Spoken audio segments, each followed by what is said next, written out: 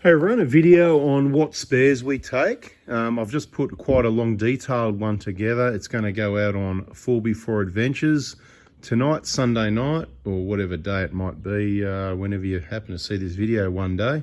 It came out the same day on our other YouTube channel, 4x4 Adventures, spelt the same, except Adventures, not diesel. Alright, I just want to give you a bit of an update on the V6. Many years ago, a few times I've tried to put together a BFE kit for the V6.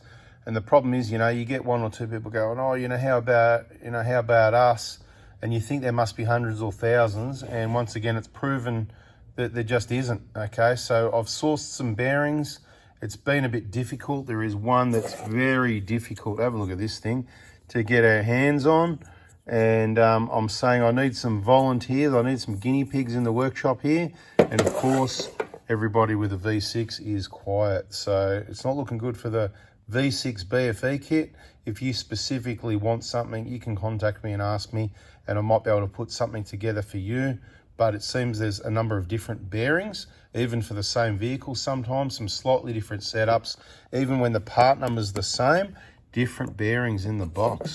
I don't know how that can happen, but that's what I'm finding out. But then people do buy things from overseas websites that they trust, and there's different components coming in those boxes that look just the same, that everything looks the same, but it's different. What's in the box is different. So maybe there's a bit of counterfeit going on from Amiyama. But anyway, I wouldn't have a clue. I'm not sure.